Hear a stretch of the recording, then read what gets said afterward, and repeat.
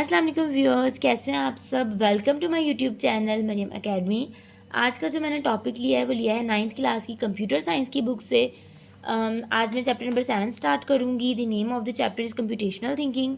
First of all, what is computational thinking. Computational thinking का मतलब है कंप्यूटर जैसी सोच। ठीक है, computational thinking means solving big problems in a smart and step by step ways. Computational thinking का मतलब है कि किसी भी बड़ी प्रॉब्लम को, किसी भी मसले को हमने स्टेप बाय स्टेप स्मार्ट तरीके से, एक अच्छे तरीके से उसका हल निकालना है। ठीक है, सबसे पहले यहाँ पे चैप्टर का इंट्रोडक्शन दिया गया। इस इंट्रोडक्शन में कोई भी ऐसी चीज़ नहीं है जो आप लर्न करें। ठीक है, इस चैप्टर में कंप्यूटेशनल थिंकिंग के बारे में बताया गया है, उसके कंपोनेंट, कि उसके कौन कौन से कंपोनेंट्स हैं, decomposition, pattern recognition, abstraction and algorithm. इन तमाम पॉइंट्स को हम स्टेप बाय स्टेप रीड करेंगे।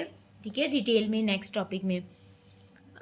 Next, designing algorithm including the use of flow chart and so on. ठीक है, सबसे पहले हम अपना टॉपिक स्टार्ट करेंगे कंप्यूटेशनल थिंकिंग के। यहाँ पर जो भी स्टेप्स दिए गए हैं, जो भी पॉइंट्स दिए गए हैं, उनको हम डिटेल में पढ़ेंगे नेक्स्ट चैप्टर, इसी चैप्टर में। Definition of computational thinking.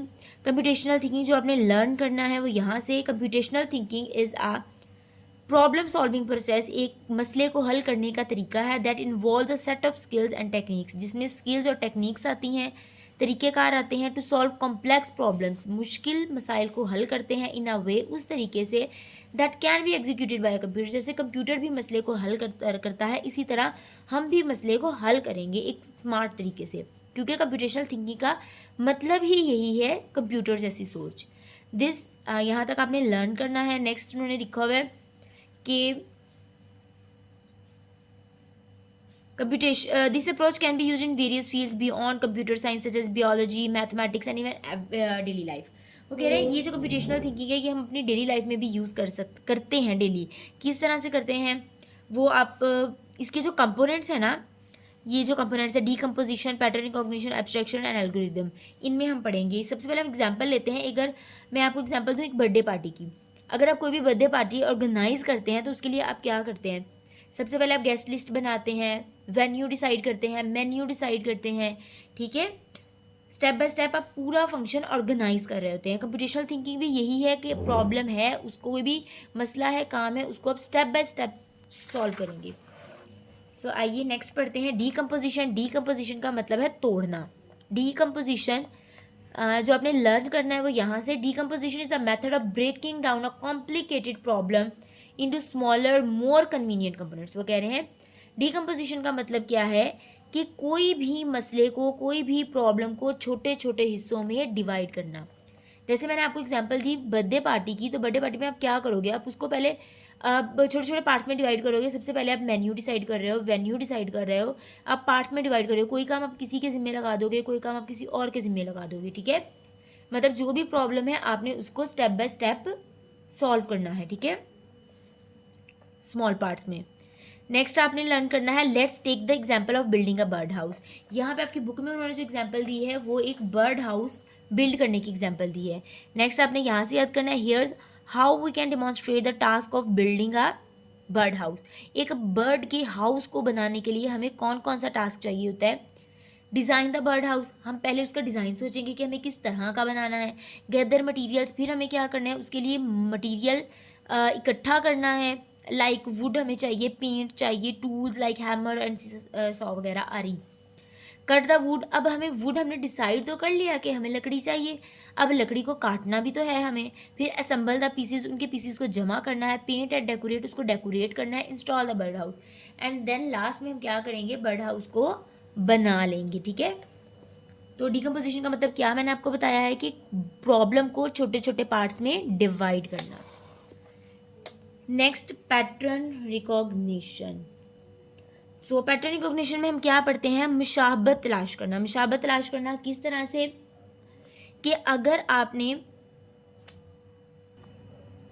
Pattern recognition में हम पढ़ते हैं कि पहले जो हमारे पास प्रॉब्लम आई है उससे हम सबक सीखें और दोबारा वैसी प्रॉब्लम ना हो। इज़ लुकिंग फॉर सिमिलैरिटीज़ और patterns among and with in problem. Problem के अंदर हम सिमिलैरिटीज़ देखते हैं कि क्या पहले प्रॉब्लम आई दोबारा वो ना आए, एंड पैटर्न, और देखते हैं कि किस तरह से हम उसको सॉल्व करेंगे। ठीक है, कि क्या पैटर्न है जिसकी वजह से हमारी प्रॉब्लम सॉल्व हो जाएगी। हम ये करते इसलिए हैं ताकि नेक्स्ट टाइम हम जब अपना काम कर रहे हैं तो उसमें वो प्रॉब्लम ना आए। मैं आपको दोबारा से बर्थडे पार्टी की एग्जांपल दे रही हूँ कि उसमें आपने देखा है कि लास्ट ईयर आपकी जो प्रॉब्लम्स आई हैं अब वो प्रॉब्लम्स ना आए, आपने उससे सीखना है। यहाँ पे आपकी बुक में एग्जांपल दी गई है कि अगर आपने मंडे को कोई काम करना है, आप हमेशा भूल जाते हो, तो आप संडे को कोई अलार्म वगैरह सेट कर लो जो आपको याद दिलाए, ठीक है। यहाँ तक आपने लर्न करना है। For instant, if you notice that you always forget your homework on Mondays, you might recognize a pattern and set a reminder specifically for Sundays. Next यहाँ पे उन्होंने एग्जाम्पल दी है एक स्क्वायर की। अब यहाँ पे उन्होंने बोला है साइड लेंथ 1। साइड लेंथ 1 का मतलब है कि एक साइड की लेंथ कितनी है, 1 सेंटीमीटर। अब अगर एक साइड की लेंथ 1 सेंटीमीटर होगी तो उसका एरिया कितना निकलेगा। एरिया का फार्मूला आपको पता है, एल का स्क्वायर होता है। एक साइड की लेंथ 1 सेंटीमीटर है, सो एल का square is also 1। Side length of 2, it means side length of one side is 2 centimetre. Sorry, I draw the rectangle, I made my mistake, correct. So 2 centimetre, इसका मतलब है कि square की एक side की length 2 centimetre है, तो यहाँ पे क्या आ जाएगा, 2 का स्क्वायर क्या है, 2 का स्क्वायर क्या आएगा, 4, विच इज इक्वल टू 1 + 3। हम 1 + 3 भी 4 को राइट कर सकते हैं। अगर 3 सेंटीमीटर साइड होगी तो 9, 1 + 3 + 5 16 होगा, तो 1 + 3 + 5 + 7। अब आप देखो कि एक खास पैटर्न चलता आ रहा है। पैटर्न किस तरह से, अगर साइड लेंथ 2 थी तो हमने पहले 2 जो हैं ऑड नंबर्स को प्लस कर दिया। अगर साइड लेंथ 3 थी तो पहले 3 ऑड नंबर्स को हमने क्या कर दिया, ऐड कर दिया। 4 थी तो पहले 4 ऑड नंबर्स को ऐड कर दिया। अब यहाँ पे हमारा पैटर्न क्या चल रहा है, adding consecutive odd numbers. Consecutive odd numbers जो पहले लगातार ऑड नंबर्स आ रहे हैं हम उनको प्लस करते जाएंगे। 7 है तो अब देखें यहाँ पे पहले 7 ऑड नंबर्स हमने क्या किए हैं, प्लस किए हैं। उसके बाद यहाँ पे साइड इन्होंने बताई कि देखिए 1 2 3 4 5, यहाँ पे सिर्फ 1 प्लस हो रहा है। बट अगर आप एरिया में देखें तो 1 से 4 में जाने के लिए 3 ऐड किया था, फिर 5 ऐड किया था, फिर 7 ऐड किया। इन नंबर्स में अगर देखा जाए तो group goes up by consecutive odd number starting at 3। एक खास पैटर्न हमें शो हो रहा होता है। इस पैटर्न की हेल्प से हमारे पास अगर कोई नेक्स्ट कोई नंबर आ जाए तो हम उसको इजीली सॉल्व कर सकते हैं। लाइक अगर हमारे पास नंबर 9 आ जाए तो हमें पता होगा कि 9 नंबर का स्क्वायर लेने के लिए, उसका एरिया फाइंड आउट करने के लिए हम पहले 9 ऑड नंबर्स को क्या कर देंगे, प्लस कर देंगे। सो नेक्स्ट है एब्स्ट्रैक्शन। एब्स्ट्रैक्शन का मतलब है गैर ज़रूरी चीज़ों को निकालना। इसकी एग्जांपल आप इस तरह से लें कि जैसे अगर आप आम खाते हो तो आम में गैर ज़रूरी क्या है, उसकी गुठली। आप गुठली को निकाल के फेंक देते हो और आम जो है वो बड़े मज़े मज़े से खा रहे होते हो, ठीक है। इसमें हमने मेन प्रॉब्लम पे फोकस करना है, छोटी छोटी चीज़ों को लेकर नहीं बैठ जाना। अक्सर हम लाइफ में भी इसी तरह करते हैं, छोटी छोटी चीज़ों को लेकर बैठ जाते हैं और बड़ी चीज़ों पे फोकस नहीं करते। आपने लर्न करना है, it involves simplifying complex problems by breaking them down into smaller more manageable parts. छोटे छोटे हिस्सों में मोर मैनेजेबल वो पार्ट जिनको हम अच्छे से हैंडल कर सकें। And focusing only on the essential details, और फोकस किस पे करना है, ज़रूरी डिटेल्स पे, while ignoring the unnecessary ones, और नज़रअंदाज किसको कर देना है, जो हमारे पास इंपॉर्टेंट नहीं है। एब्स्ट्रैक्शन में इनफ है इतना, अगर आप एग्जाम्पल करना है और साथ आपने एग्जाम्पल ऐड कर देनी है। डेफिनेशन में भी वही बात दोबारा रिपीट की गई है। एग्जाम्पल में उन्होंने राइट किया है कि अगर आप चाय बनाते हो तो आप क्या करते हो, मेन पॉइंट्स क्या हैं, पानी उबालो, टी बैग डालो, उसको थोड़ी देर पकाओ, फिर क्या करो, कप में डाल दो, add milk sugar if desired. अब ये तो हो गए मेन स्टेप्स। अब आप यहाँ पे क्वेश्चन है कि इसमें अननेसेसरी स्टेप्स क्या हैं। अननेसेसरी स्टेप्स है कि आपने ये डिसाइड नहीं किया कि मैंने कौन सी केटल यूज़ करनी है, आपने ये डिसाइड नहीं करना कि मैंने कप कौन सा यूज़ करना है, कि वही कप, वो बड़ा वाला मग मिलेगा तो मैं उसी में चाय पीऊँगी, अदरवाइज़ मैं चाय नहीं पीऊँगी, ठीक है। अननेसेसरी चीज़ों को आपने इग्नोर कर देना है, सिर्फ और सिर्फ नेसेसरी चीज़ों को आपने रखना है, ओके।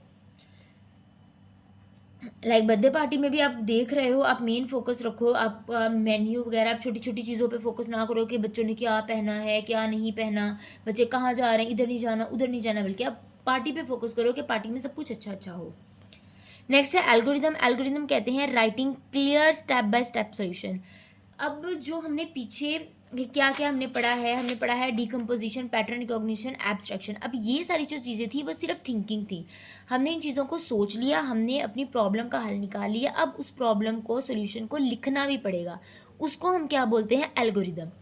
इसकी डेफिनेशन आपने यहाँ से लर्न करनी है। An algorithm is a precise sequence, एक बाकायदा सीक्वेंस है of instruction that can be followed by set of directions that tells you exactly what to do and in what order.